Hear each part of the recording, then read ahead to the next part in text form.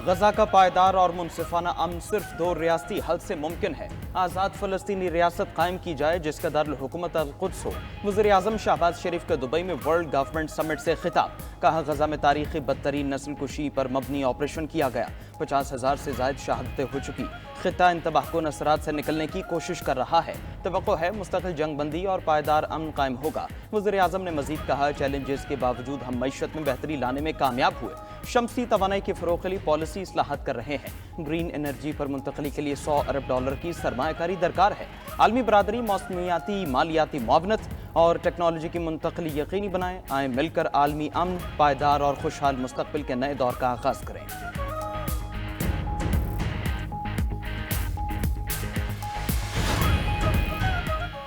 वज़ीर आज़म शहबाज शरीफ की सदर यूएई शेख मोहम्मद बिन ज़ायद अल नहयान से मुलाकात। बाहमी मफादात की तकमील के लिए लाहे अमल और ताल्लुकात मज़ीद मजबूत करने पर इत्तेफाक। पायदार इक़्तिसादी तरक्की और खुशहाली के लिए बाहमी इश्तराक और ताउन जारी रखने के अज़्म का यादा। मुलाकात में मशरिक़ वुस्ता की सूरत हाल पर भी बातचीत। इलाकाई सलामती, इस्तेहकाम और अमन को बरकरार रखने के लिए दो रियासती हल के लिए बैनुल-अक़वामी कोशिशें तेज करने की ज़रूरत पर जोर।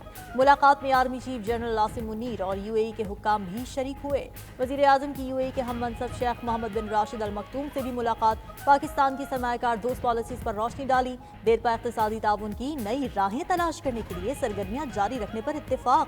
दुबई में वज़ीर आज़म से मारूफ अमरीकी कारोबारी शख्सियत जेंट्री बीच और CEO DP वर्ल्ड सुल्तान अहमद बिन सलीम की मुलाकातें। शहबाज शरीफ ने मुल्क में सरमायाकारी के पुरकशिश मौक़ों से फ़ायदा उठाने की दावत दी।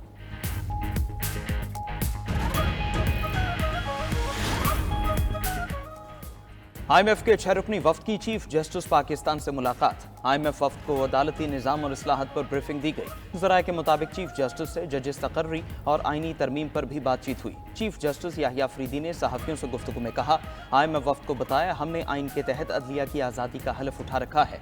वफ्द ने कहा, हम मुआहदों की पासदारी और प्रॉपर्टी हुकूक बारे जानना चाहते हैं। मैंने जवाब दिया, इस पर इस्लाहत कर रहे हैं। वफ्द ने कहा, हम पाकिस्तान में गैर मुल्की सरमायाकारी का तहफ़्फ़ुज़ चाहते हैं। मैंने वफ्द से कहा, हमें अदलिया के लिए मसनूई ज़हानत चाहिए। चीफ जस्टिस ने मजीद कहा, बानी PTI के लिखे खत का जायजा लिया है। बानी चेयरमैन के खत में जो शिकायत की गई हैं वो आर्टिकल 183(3) का मामला है। आईनी कमेटी बानी चेयरमैन के लिखे खत को देखेगी। बानी चेयरमैन ने खत के साथ दस्तावीज भी लगाई है। हुकूमत और अपोजिशन से अदालती इस्लाहत के लिए एजेंडा मांगा है।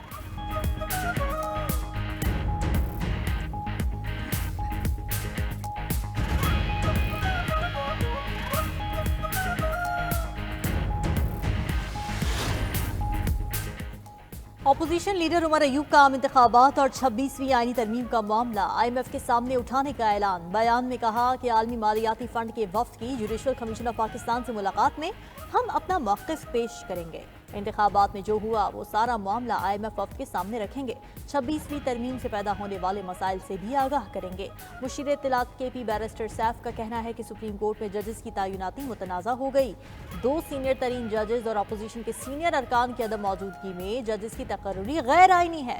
गैर आइनी इक़दाम के खिलाफ तमाम कानूनी और आइनी रास्ते अपनाएंगे।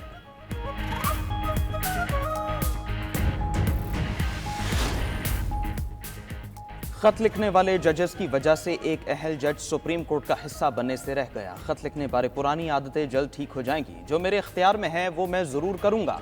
Chief justice Pakistan justice Yahya Afridi की सहाफ़ियों से गुफ्तगू। कहा, जस्टिस मियां गुल हसन औरंगज़ेब को सुप्रीम कोर्ट पे लाना चाहता था। जस्टिस मियां गुल हसन औरंगज़ेब टैक्स केसेस में माहिर हैं। जुडिशल कमीशन के आइंदा इजलास में उनका नाम दोबारा ज़ेर गौर होगा। चीफ जस्टिस को लिखा जाने वाला खत मुझसे पहले मीडिया को मिल जाता है। खत लिखने वाले जजेस को इंतजार करना चाहिए था। हमें सिस्टम पर एतबार करना होगा। आइंदा हफ्ते से 2 मुस्तकिल बेंच सिर्फ क्रिमिनल केसेस सुना करेंगे। उधर सुप्रीम कोर्ट में 7 नए जजेस की तकर्री की समरी ऐवान सादर भिजवा दी गई। सादर की मंजूरी के बाद वजारत कानून जजेस तकर्री का नोटिफिकेशन जारी करेगी। नए जजेस की आमद के पेश नज़र 3 नई अदालतें भी तैयार कर ली गई।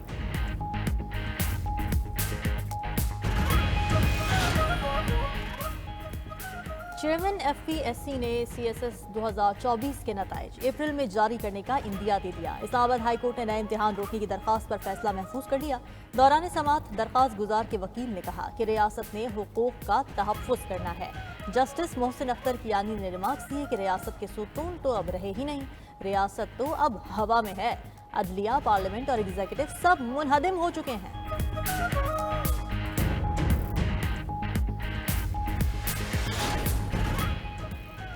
इस्लामाबाद हाईकोर्ट के जज के रिमार्क्स पार्लियामेंट पर हमला हैं, किसी को पार्लियामेंट के बारे में बयानबाजी का हक नहीं है। स्पीकर कौमी असेंबली अय्याज सादिक की असेंबली इजलास में ruling. Chairman PTI barrister Gohar ने कहा जज के रिमार्क्स दुरुस्त हैं, बाकी इदारों की तरह पार्लियामान भी टूट चुकी है, हुकूमत ने ऐवान को भी कमजोर कर दिया है।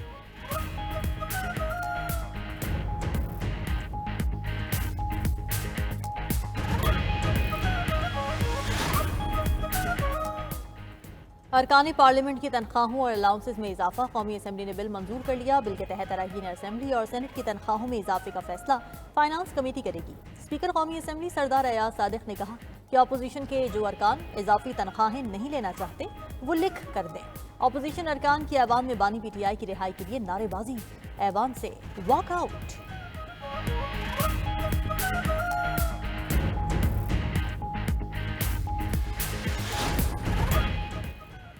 9 मई को कोर कमांडर हाउस में घुसकर तोड़फोड़ की गई, टीवी स्क्रीन पर डंडे मारे गए। आजकल जलाओ घेराव और तोड़फोड़ करना फैशन बन चुका है। सिविलियंस के मिलिट्री ट्रायल केस में जस्टिस हसन अजहर रिजवी के रिमार्क्स। कहा बांग्लादेश में भी यही कुछ हुआ, शाम में भी लूटमार की गई। जस्टिस जमाल मंदोखेल बोले किसी आम शहरी के घर घुसना भी जुर्म है।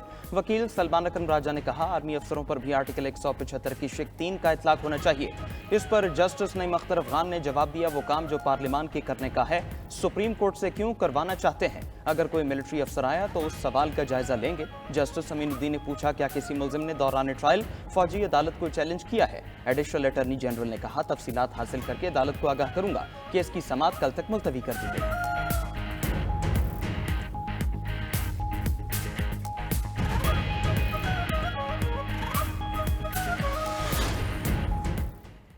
चीफ इलेक्शन कमिश्नर और 2 मेंबरान अपनी आईनी मुद्दत पूरी कर चुके हैं। पीटीआई चीफ इलेक्शन कमिश्नर और 2 मेंबरान के लिए मुख्तलिफ नामों पर गौर कर रही है।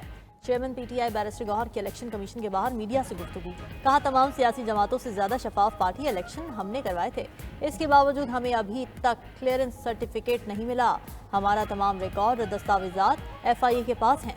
दूसरी तरफ इलेक्शन कमीशन में PTI intra party election case की समाअत। पीटीआई ने तमाम फरीकैन की दरखास्तों का जवाब जमा करवा दिया। समाअत 4 मार्च तक मुलतवी।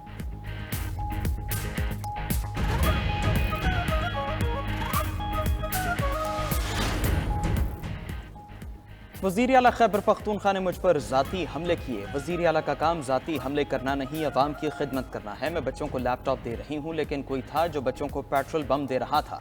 वज़ीर आला पंजाब मरीम नवाज का तकरीब से खिताब। कहा अपने बच्चे बाहर बैठे, यहाँ बच्चों का गलत कामों की तरगीब दी। दूसरे बच्चों को तरगीब दी गई, गाली दो, जलाओ घेराव करो। कोई कहे मेट्रो बस को आग लगा दो तो इनकार कर देना। वादा करें मुल्क के खिलाफ कोई इक़दाम नहीं उठाएंगे। वज़ीर आला पंजाब का 1100 बच्चों में लैपटॉप तकसीम करने का ऐलान। कहा बतौर माँ वादा है आपकी बेहतरी के लिए काम करती रहूंगी।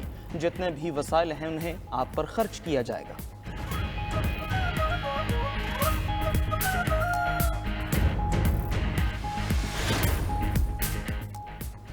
MQM ने पीपल्स पार्टी पर कराची वालों पर जुल्म करने का इल्जाम लगा दिया। मुत्तहदा रहनुमा फारूक सत्तार कहते हैं कि कराची के बच्चों पर तालीम के दरवाजे बंद किए जा रहे हैं। जाली डोमिसाइल बनाकर नौजवानों से रोजगार छीना जा रहा है। मेडिकल कॉलेजेस में कराची के बच्चों के दाखिले बंद हैं।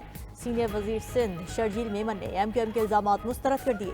कहा मुत्तहदा वाले दाखिली तजाजात से तवज्जो हटाने के लिए इल्जामात की सियासत कर रहे हैं। नफरत की सियासत ने मुत्तहदा को तकसीम दर तकसीम कर दिया। कराची के शहरी MQM के बहकावे में आने वाले नहीं।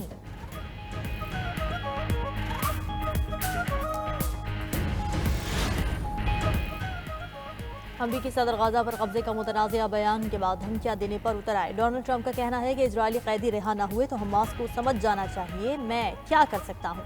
गाजा दोबारा जहन्नुम बन जाएगा। ट्रंप ने उर्दन और मिस्र को फ़लस्तीनी पनाह गज़ीनों को कबूल न करने पर इमदाद बंद करने की धमकी भी दे दी। इससे कबल फ़लस्तीनी मुज़ाहमती तंजीम हमास ने इजरायली कैदियों की रिहाई मुअत्तल कर दी थी। हमास का कहना है कि ट्रंप के गाजा मंसूबे के ऐलान के बाद अमरीका की ज़मानतें बरकरार नहीं रहीं। अरब मीडिया के मुताबिक दोहा में गाजा जंगबंदी मुआहदे के दूसरे मरहले के लिए बातचीत खत्म हो गई।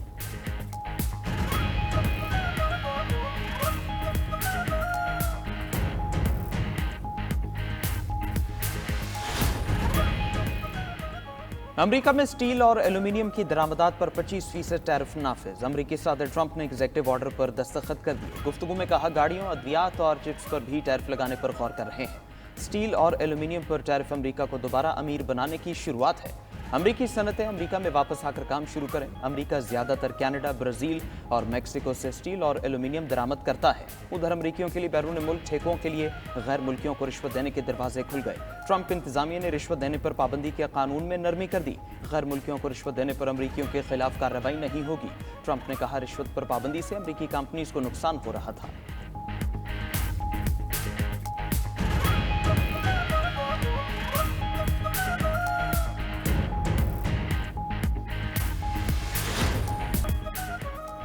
अफगानिस्तान के सूबे कुंदूज में एक बैंक के बाहर खुदकुश धमाका, 25 अफराद हलाक, 30 से ज्यादा जख्मी हो गए। अफगान पुलिस के मुताबिक धमाका ऐन उस वक्त हुआ जब कुंदूज शहर में लोगों की बड़ी तादाद तनख्वाह लेने के लिए बैंक के बाहर जमा थी।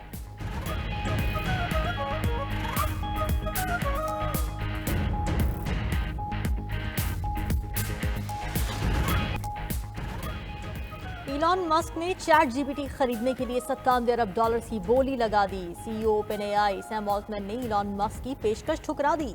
कहा, इलॉन मस्क चाहें तो $9.74 अरब में सोशल मीडिया प्लेटफॉर्म एक्स मुझे बेच दें।